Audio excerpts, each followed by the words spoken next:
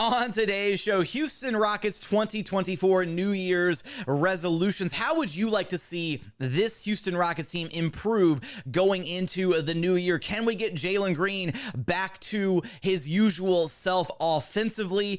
What roster improvements does this team need to be competitive over the course of the rest of this season? And so much more. It's all coming up right here at Locked On Rockets.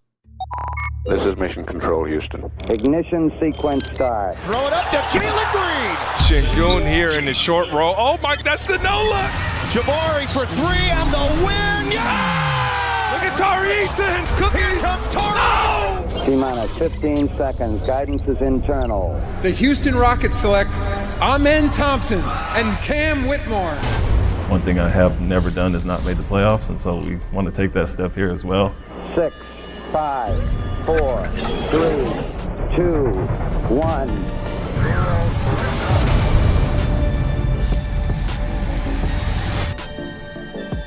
Happy New Year and welcome to another edition of Locked On Rockets, your daily podcast home for everything Houston Rockets basketball. As always, I'm your host, Jackson Gatlin, native Houstonian and credentialed media member. I'm also the host of Locked On NBA Mondays. Be sure to follow along on Twitter at JT Gatlin and the show, of course, at Locked On Rockets, free and available wherever you listen to your podcasts, including YouTube. Now, today's episode is brought to you by FanDuel. Make every moment more with FanDuel. New customers get $150 in bonus bets with any winning $5 money line bet. That's $150 if your team wins. Visit FanDuel.com/lockedon to get started. And as always, thank you so much for making Locked On Rockets part of your day every single day, whether it's on your way to work, on your lunch break, in the gym, while you're watching New Year's fireworks. Thank you so much for making the show part of your day and being an everydayer every single day.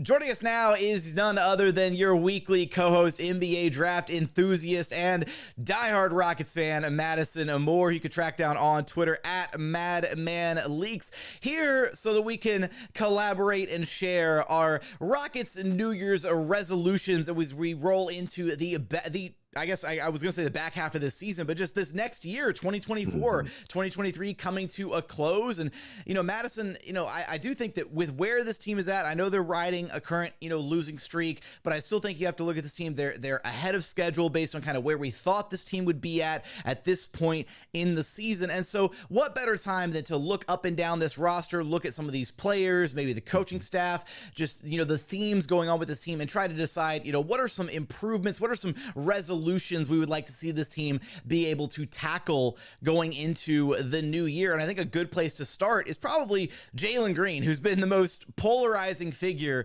amongst Rockets fans this entire season. I know over this weekend, there's been a lot of discourse, a lot of debate, a lot of discussion surrounding the final play of that Rockets-Sixers loss. I have my thoughts already on it in our recap episode, but Madison, let's tackle this with Jalen Green kind of, because I think that, for him, if we're gonna paint this as a resolution, right? I'd like to see Jalen Green get back to himself, and I do think that Sixers game was a step in the right direction of him getting back to himself, getting back to the version of Jalen Green that he needs to be for this team to experience consistent success this season. Yeah, I think it's very important that Jalen Green begins to build on his recent success that he's had, especially last game. I think the most impressive part about last game for Jalen Green was not just his hot shooting from behind the arc, but the level of rim pressure and finishing through contact he displayed last night. I've talked a lot about Jalen's shooting, the way he is a streaky shooter is common for young players. A lot of young players commonly have to work through their shooting stroke, and actually it takes year 3, 4, and 5 before they become consistent shooters. But the reason his efficiency is so bad is his finishing at the rim and his consistent rim pressure and aggressiveness in getting to the rim. We've seen a reduction in his free throw line rate, and I think for Jalen to be more consistent this year, he has to be relentless in going to the basket and strong at finishing at the rim like he was in the previous game. And so my New Year's resolution and specific thing is not just for his overall play to be better or shooting to be better, but for him to continue to be aggressive at getting to the rim and making plays, not just finishing effectively, but also making plays like Jalen did last game, which he made a lot of really impressive passes as well at getting downhill. One in particular to Sengun, where he drew two defenders and dropped it out to Sengun. It was just before or right around 5 minutes to go in the fourth quarter. Drew the two defenders and had that like over the shoulder pass. I'm so like that pass. Those types of plays, right, where Jalen knows or utilizes, right, his gravity as a scorer. And that's the thing is so much of Jalen's game doesn't have to be, he's not putting the ball in the basket, right? I think we went through this last 2 or 3 weeks or so has been really rough for Jalen. So much so to the point that his confidence was shot, right? Like he wasn't playing like himself. I think this past game against the Sixers, he finally looked like himself again, to where he was confident in some of the moves that he was making.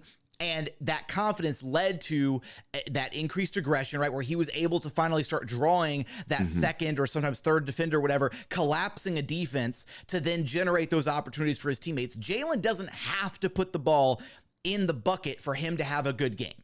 If he is spreading Jalen can have a game where he scores only 10 points, but if he walks away, or if the team walks away with the dub because he has play after play after play where the defense is trying to shut him down and he's making the right reads, then that is a successful game for Jalen Green. Case in point here, the final play of the game, which has been the topic amongst Rockets fans this entire weekend, right?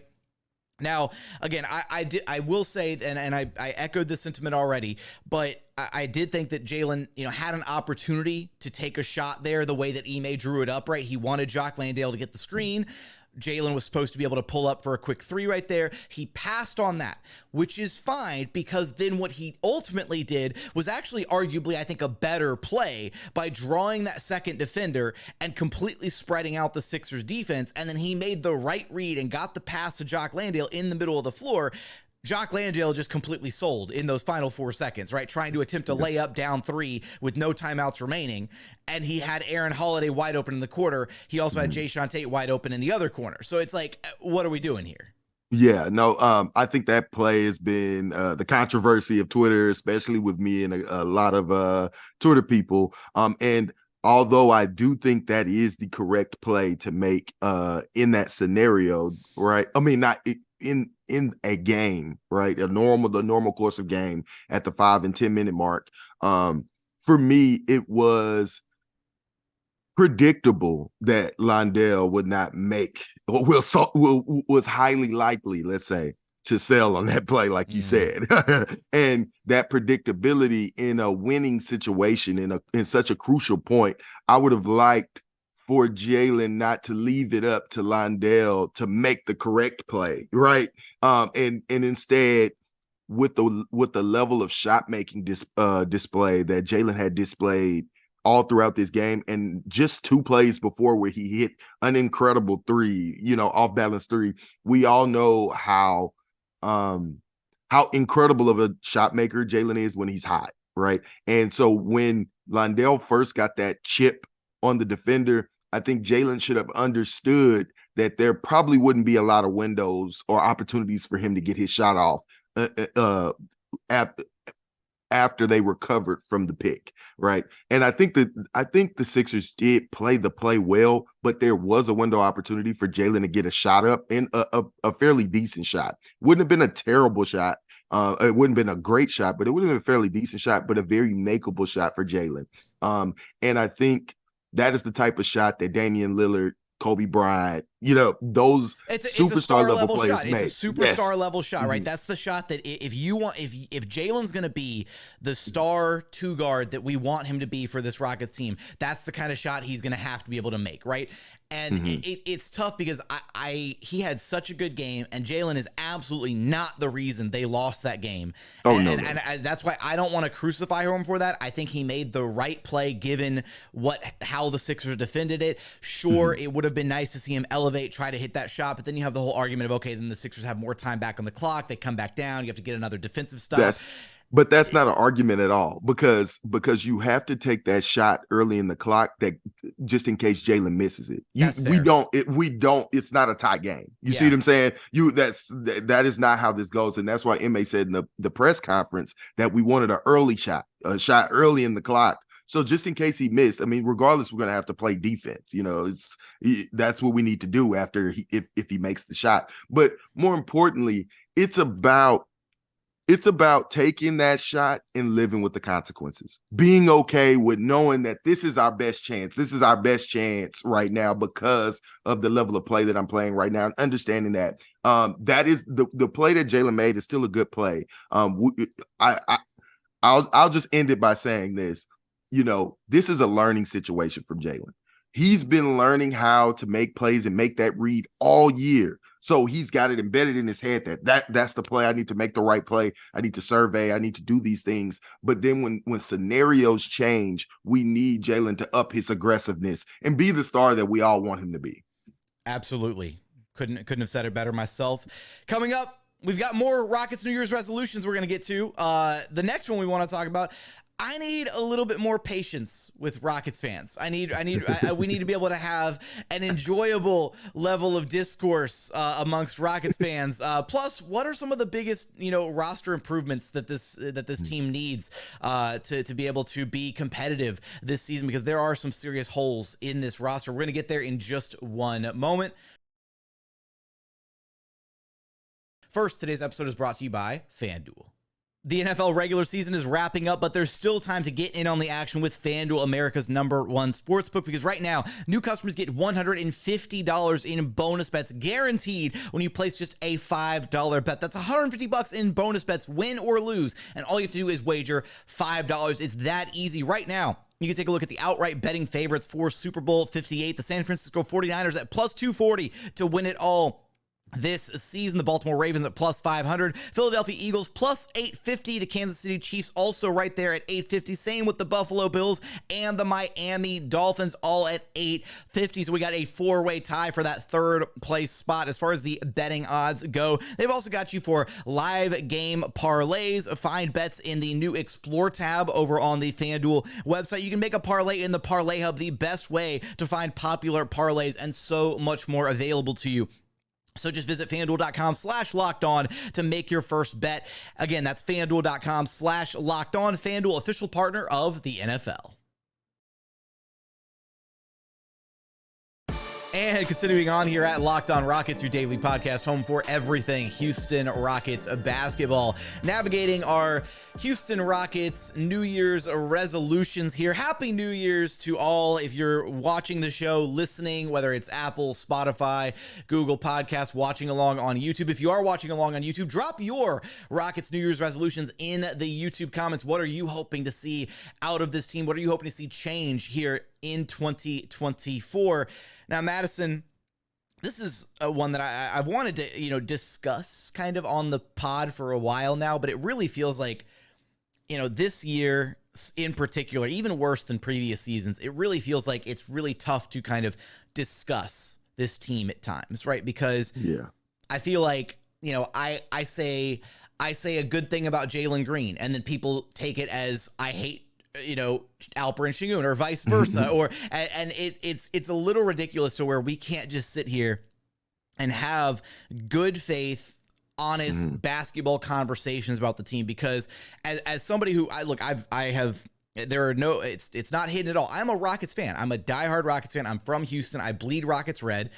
I just also have the ability to cover the team in a credentialed media capacity, right? And there are a few of us like that, Ben Dubose, Dave Hardesty, Clutch fans, right? There's a few of us that are, Houstonians, love the team, all that good stuff, but still are credentialed and can ask questions. And that's kind of a unique little blend that is a little uncommon sometimes in sports media. But what really bothers me is just this stan culture identity where it feels like we don't have exclusive, we don't have Rockets fans anymore, where people are putting the team first, where instead they have individual driven agendas for a specific player or whatever. And that part really bothers me, where so that's one of my resolutions. I want us to be able to get back to a place where we can discuss this team and discuss what's going on with this team without making it out to be, oh, you hate this player. Oh, you're just on an agenda about this, that, or the other. It's like, no, my agenda, if anything, is I want to see this Rockets team be good. That's my agenda above all else. Yeah. No, I definitely agree. I mean, I think it comes down to this. Rockets fans have to have more respect for one another. You know, the way our discourse has evolved into this combative nature, it's almost like we see the worst in one another. We see that, oh, this person is always this or that for this player, or bashing on that player. No, I think we should more so give the benefit of the doubt and go in good faith when we have these conversations and talk and allow people to praising one player does not mean the downfall of another, right? You can give one player his flowers without thinking someone is saying something bad about another player, and allowing people to have their opinion and be honest and not getting too emotionally charged where we say we make another person feel like they're crazy for their opinion. You know what I mean? I think that is where these conversations start to go downhill. And I want people to understand is when you don't have respect for another person and their opinion, they won't hear anything you have to say. And if the whole point of us is to have these conversations so we can learn from each other, so we could, have fun with one another with the game that we love. If the person doesn't hear anything you have to say because you've lost respect for them or they lost respect for you, then what's the point of talking at all, right? So I just think we should all take a step back and understand that we all love the Rockets. We all love these players. We all want the best for them and the team. And, if I think we approach each other with good faith, I think these conversations won't turn into what they've been on Twitter and other places. Respect is a really good way to put it. I think that's a great way to kind of, analyze the situation here. And I fully agree, man, because, at the end of the day, this is fun, and talking ball, talking sports is fun because we all have these, these diverse array of opinions, right? And, I think one thing, you think another thing. Sometimes we come on this pod and we disagree with each other about, XYZ scenario, or how the Rockets should have done this or how they should have done that. And that's part of the fun is you see the game one way, I see the game one way, and then person A, B, C, D, whatever sees the game completely differently, and so we're able to come together and discuss, and you'll share something, I'm like, oh, I never thought of it from that perspective, and then maybe that changes my opinion. Yeah, and yes, we learn. And here and above all else, even if you maybe you sit there, you do have the respect for that person, whatever, it's okay to disagree, right? You can agree to disagree. It doesn't have to be a battle of, oh, you have to see it my way or I have to see it your way for us to come to an agree. No, it can just be, I really believe it to be this thing. You think it's going to be something else, and then we can just agree to disagree. And then maybe down the line, there will be some facts that lean one way or the other or whatever, or maybe one of us will be proven wrong. That's fine.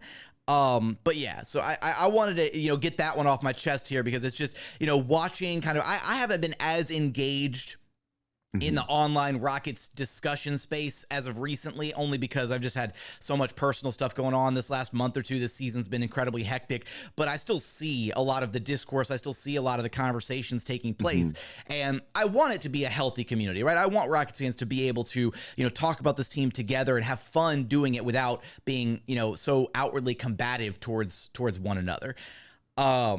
All right, so we got that resolution out of the way. Let me just before sing peace, all that. No, what's up? Just before we move on, I just want to say real quick. Sure. I've recently been going through this discourse with the disagreement about the last play of the game, and we just disagreed on whether we thought it was right or not, but it didn't turn into some explosive thing. You didn't act like I was crazy for having that opinion. You know what I mean? And I also didn't act like you were crazy. You know what I mean? So we literally just did that, and I just wish more Rockets fans would like the whole agree to disagree. Me and James Piercy literally just did that on Twitter, where I literally said we're gonna have to agree to disagree because of this particular point, and that's okay. There was so much more we learned by discussing the entirety of that play that feeds our fandom of basketball. So I just want to add that. Absolutely. Well, go ahead, Madison. Lob us up another. What? Give me one of your New Year's resolutions for this Rockets team. Yeah, so my next New Year's resolution is to see Cam Whitmore get regular rotation minutes in the next 10 to 15 games so we can see it, at least so we can see what he has to offer and so he can develop more on the defensive end. Agree to disagree, Madison. I want the rotation minutes now. I want them 5 games ago. Like, right. I know you're saying next 10 to 15 games. Like I was losing it this game against the Sixers. I'm like, how is he not getting minutes against this team, man? Like, come on. Yeah, no, I think that goes into another New Year's resolution about Ime, but we'll just stick here. We want to see Cam Whitmore get a chance, especially with the lack of shooting on this team right now. The lack of shooting on this team is a real issue. And Cam just went 3 or 4 from 3 in a game before, in you know what I mean, in real minutes against the Pacers. We want to see Cam develop defensively. We know he has some good things to offer, and then he makes some rookie mistakes. But a lot of that can be accredited to his lack of experience on the floor. So starting to scale his minutes up, give him 15, 20 minutes a game off the bench to see what he has to offer for this team. I think it can be really crucial for not just his development, but also the success of the team. Because if we have Cam Whitmore, if he is actually a quick learner and he's rowing in the right direction, he could be a really good asset in the last quarter of the season. Yeah, I'm torn on the Cam thing because I want to see him play. I just I kind of also understand, Ime Udoka being between like a rock and a hard place here. And we kind of saw it in the early going of the season, right? Where the minutes that Ime is giving to Amin Thompson are not great minutes at times, right? Like Amin is still learning and he's still understanding how to be effective out there on the floor. Now, I will say where I think Amin has an edge on Cam right now is Amin's just a better defender right now. He understands how to utilize his size, his athleticism defensively, makes good defensive reads, is good whether he's on ball, pays attention off ball. Amin is just a world's better defender right now than Cam, even though offensively Cam probably takes the edge there because Amin is just so raw offensively and still trying to figure out how to be an effective point guard at the NBA level. You'll see the flashes where he makes a read and it's like, okay, this is great. But then you also see like he's being played off ball a lot because that's just kind of what the Rockets need, where they don't want to necessarily take the ball out of, Fred's hands or Jalen's hands for extended periods, but they still want Amin to get those minutes. So it's tough because like, where do you get Cam his minutes without also lining him up with Amin, because then you're going to have 2 rookies out there who are going to make rookie mistakes. And that's the hard part is you want to get Cam those minutes. You want to get Amin those minutes, but you know that they're going to have some rookie mistakes when they're out there. So how many lumps are you willing to take to let them get those reps, to let them learn? And I do think it's worthwhile. And again, this is why Ime gets paid the big bucks. This is why I'm not the head coach of the Houston Rockets. This is why you're not the head coach of the Houston Rockets.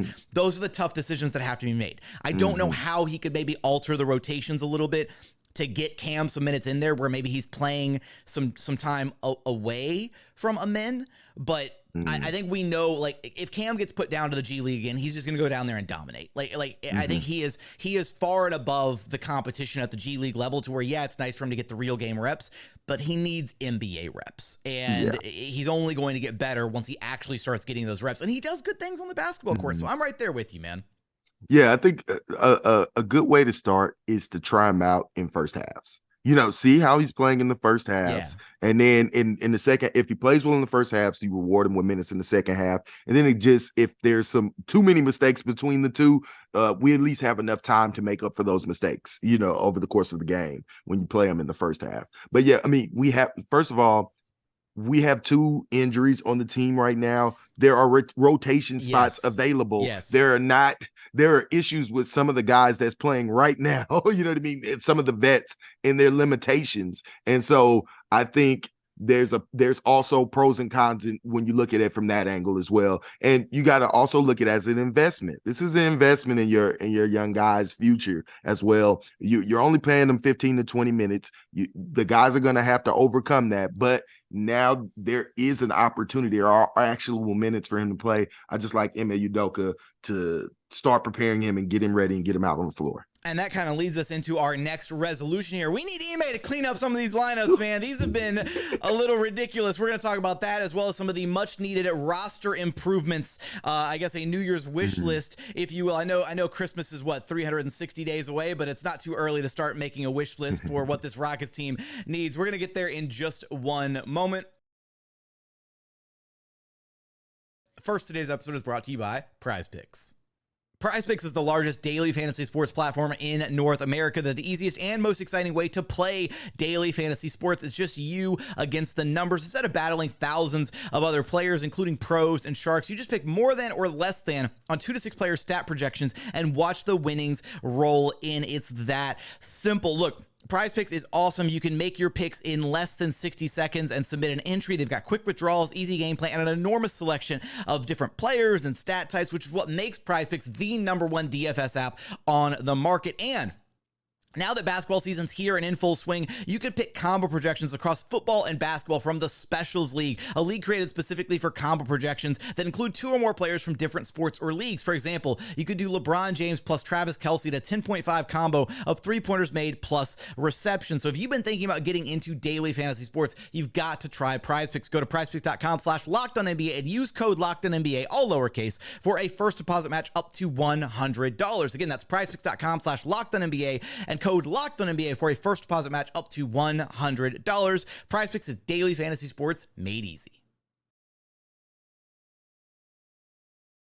And final segment here at Locked On Rockets, your daily podcast home for everything Houston Rockets basketball. Now, I know when Madison and I were kind of going over our Rockets New Year's resolutions here, he made sure he was like, we got to talk about the Ime Udoka lineups, rotation decisions, because, you know, Ime has been far and away a drastic improvement over the coaching situation here in Houston the past couple of years. But that's not to say he is without fault. That's not to say he is immune to criticism. Perfect or something, yeah. and let's be honest, like the rotations and some of the lineup, there's some games where you look at it and you're like, man, Ime pressed all the right buttons. He did everything perfectly, went with the hot hand. He benched, Jalen because he was struggling, or he went with Jeff Green over Jabari, and like that work. Like there's moments where he like does the right thing and it works. And you're like, oh, cool. And then there's other moments where you're like, dear God, man, what are we doing here? And I get that the most recent conundrum, right, has been, okay, Dillon's hurt. Now Jabari's hurt. Tari Eason's been arguably one of the best players on this team all season long. I get that Tari's kind of under this like pseudo minutes restriction kind of deal, which is why he's not getting the starting nod. But my God, is it rough with a starting lineup of Jae'Sean Tate and Jeff Green, because it's like you're basically playing at times 3-on-5 offensively because the defense just doesn't care if those guys shoot the basketball. And the number of times, Madison, that Sengun would catch the ball on the roll in the Sixers game, and it's like he knew that the defenders were cheating in from the corners off of Jet. Like, it's like he would catch the ball and he was already mid-roll or spin because he's like spinning away from the defender that is just like, 10 feet away from Tate or Jeff Green in the corners, because those guys aren't shooters, man. They need shooters. And Tari's a shooter. Reggie Bullock is a shooter. Cam Whitmore is a shooter. Like, I don't, it's a little perplexing at times, some of the decisions Ime makes with this lineup or with the rotations. Yeah, I think the injuries are really starting to shine a light on these rotations and who Ime trusts and the limitations of the guys that he trusts. And I just would like Ime to have a little bit more creativity to really start to reach down those lineups and try and really mix up some different type of lineups. Like I think Jae'Sean Tate should only be on the floor as a 4 like now, you know what I mean? He should, having him on the floor as a 3, I think is a real hindrance to the offense and its floor spacing. I mean, the one good thing is those guys do try and cut. I thought Jeff Green cut very well last game. But yes, some of these lineups are let's say, I think it's not just the lineups also. It's like the decision making to guard Tyrese Maxey with big wings, where his slashing ability is, it's more on the wings. They have to be able to, but like, those are poor matchups for them. I would like to see Fred VanVleet on him with more helping concepts at the rim when he did drive, or even Jalen Green with better foot speed to keep up with and stay in front of Tyrese Maxey. But hey, that's a superstar right now. So, those types of decisions, I think Ime will figure it out, but it may need some tweaking. And also Jock Landale on the floor at the end of that game. I think I'm not exaggerating when I say Jock Landale has been the most disappointing player this season for the Houston Rockets, and arguably, not the best. I'm trying to be nice here, but not a very good player this season, right? And to put him on the floor in such a high pressure situation just because of his screening ability. I think that warrants some criticism because Jack Landale is a good screener. He's not a great screener. You know, he did get the chip, but you could have screened with Jae'Sean Tate. Jae'Sean Tate is an equally good screener as Jack Landale. But I think when these situations, when they decided to trap hard on Jalen, his only outlet was Jack Landale in those passing windows. And I think we all kind of understand that, yeah, he had some easy reads to make, but when you give a player the ball when they're not playing well in such a high pressure situation, I don't expect him to make the correct play in that moment. And it's just those type of foreshadowing your coach should understand. You know what I mean? Is that, hey, yeah, we do want to get him in for screening, but maybe we should look down the lineup and see somebody else who's been playing well throughout the course of the game or even the year that you can trust out there to make a good play. And even the idea of him popping for the three, you know, that is, I wouldn't have felt good about Jack Landale taking a open pop three to tie the game at the end of regulation. You know what I mean? It's to me, Ime has to improve some of that. He has to clean some of that. I think he needs to go small more often and lean into his shooters. Let's see if Reggie Bullock can knock down some threes. And I think that also goes into, you know, the roster, right? What this team needs. They need shooting and they need a backup big. Oh, 100%. Look, and I will say on your point about, you know, you could have used Jae'Sean Tate as a screener there. I think the argument, it even adds more fuel to it because Jae'Sean Tate, one of his strengths, right, when he's not tunnel visioning that lefty spin layup move is his passing ability, right? And he's actually pretty decent in the short roll, right? You get him the ball on the short hop and then he'll make a quick read and he could have kicked it out to a shooter. So exactly. I do think there was some flexibility. There could have been some more creativity with that lineup. I think maybe you have another shooter in there. You throw Reggie Bullock in or whatever to have another shooter on the floor for that final possession. But yeah, we've beaten that horse to death at this point in a couple different podcasts. To your point about the roster improvement, though, because yeah, there's limitations with this roster. I think that the limitations are starting. You're like you said, you're starting to see more of the limitations now that key guys are out. Dillon's out. Jabari's out. This is not a team that's built to sustain injuries. They're just not, right? Like their starting lineup plays really good together, even though we've had kind of a subpar season from Jalen Green so far. The starting five is really good together. They were missing Tari for the start of the season, but he came on strong once he's back in the rotation. They just don't have a ton of depth to where you're like, oh yeah, they can sustain a major injury to a key contributor or a starter for 15 plus games, right?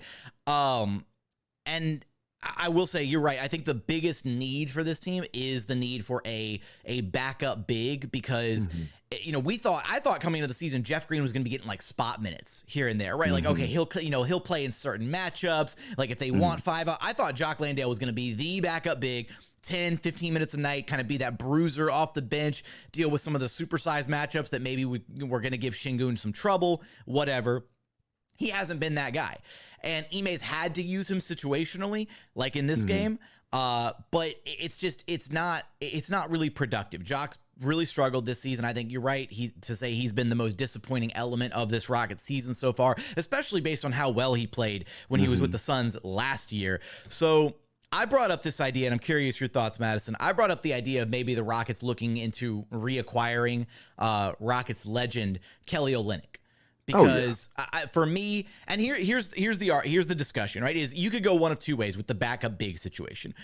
You can go with, you know, a guy like Kelly Olynyk, who I think is almost plug and play and can do actually a lot of the same things Alperen Sengun can do offensively, where he's a good passer, good screen setter. You can have him play in a variety of ways, right? He can roll and attack that way. He can actually, he's a better pick and pop threat and a significantly better shooter than Sengun. So he would give you that 5-out spacing that you really want with the second unit for guys like Jalen, for guys like Ime to really open up the floor. With not, again, I don't think there's much of a drop off, if at all, anything defensively there. But the other argument is you go with a backup big who gives you a stylistic change, right? So maybe a more defensive minded guy, somebody who gives you maybe that vertical spacing option at the rim, a lob threat, if you will. Lob threat. But I'm kind of torn between the two because I see the argument on both sides. I just think a guy like Kelly Olynyk would really help elevate this team, especially when we know this team can be good defensively without a defensive, big man. And I think where they're really struggling is they need shooting and they need more potent offensive weapons to go to. And I think Kelly Olynyk would kind of answer some of those questions more so than bringing in a defensive big. Like I know Clint Capella has been lofted a bunch of different times because the Hawks probably don't want to pay him. That's a starting caliber big that you could maybe bring off the bench as a backup. And that would be great. I'd love a reunion with Clint Capella, but I don't think he answers some of the biggest questions for this team, which is lack of shooting and lack of offense. Yeah, I mean, I think that's the issue with the defensive-minded big. I just don't know a really good backup option. They have like Daniel Gafford and Clint Capella, but those are starting level bigs. And do you want to give up assets for a guy who's probably going to walk in the summer for a starting position? You know what I mean? And more money. It's a crux of it. I mean, you have those guys.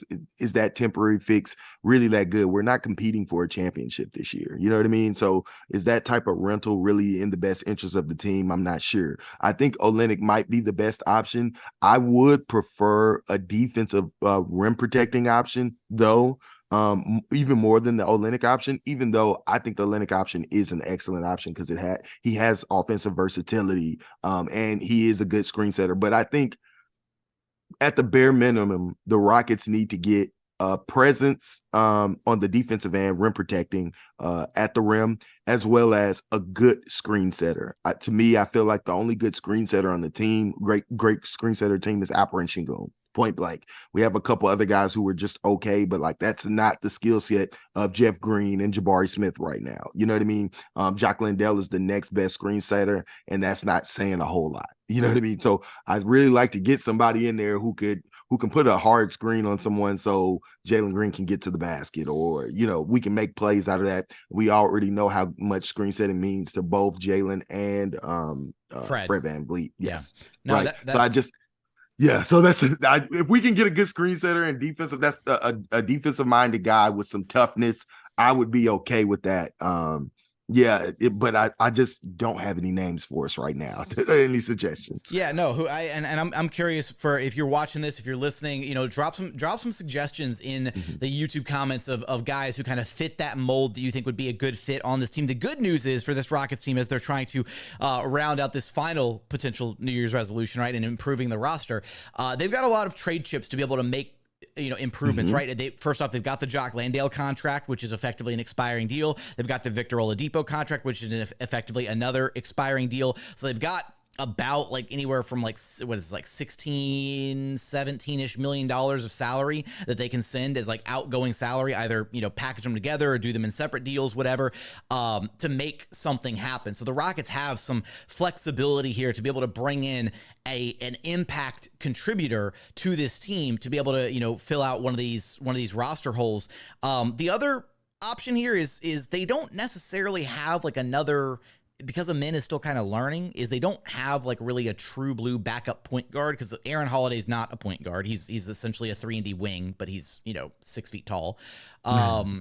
And, Ime is learning, Jalen's learning. They're still the primary ball handlers, but a backup point guard option wouldn't necessarily hurt. And I know that Tyus Jones is on the market, so he could be another name to maybe monitor, pay attention to, because he would be a huge get for this Rockets team. Now, it'd be unfortunate because then you pick up Tyus Jones. Like, what happens with the Aaron Holiday minutes? Like, how do you factor in, then what do you do with, like, where's Ime Thompson going to get his reps? That's one of the issues, and that's why I said I do not envy Ime Udoka right now, right? He's between a rock and a hard place between trying to win games and also trying to get those developmental reps for guys like Ime, like Cam. And it's really difficult to balance that when you know that you could maybe make a trade and bring in a contributor like a Tyus Jones to be a better backup point guard, so you don't have that massive drop-off from Fred VanVleet to get. I mean, Ime said it himself. He's like, our offense drops off a cliff when Fred's not on the floor, which is why Fred is playing the most minutes per game in the NBA right now. But that's also not sustainable. So the Rockets have to either internally, Ime and Jalen have to get better at being the primary ball handlers and running the offense when Fred is off the floor, or they need to make a trade and assess the fact that they do not have a viable second option past Fred to really, quote unquote, run the Rockets offense. So those are kind of the two areas that we need to see this roster make some improvements on, as well as just the internal developments, the stuff that we kind of hashed out earlier in this episode. But hopefully Jalen Green is taking some steps in the right direction after this most recent game. We need Jalen Green to get back to himself. Drop your New Year's resolution, your Rockets resolutions in the YouTube comments. Madison, you know the drill. Let everybody know where to track you down at. Yeah, man. Track me down on Twitter at Madman Leaks. I love to talk ball. That's going to do it for another edition of Locked On Rockets. As always, thank you so much for checking out the show. If you haven't done so yet, please consider subscribing wherever you listen to your podcasts or on YouTube. And while you're there, drop your Houston Rockets New Year's resolutions in the YouTube comments. I'm so curious to see what you guys have to say. But as always, thank you so much for watching. Thank you so much for listening. And we look forward to having you back right here at Locked On Rockets, your daily podcast home for everything Houston Rockets basketball.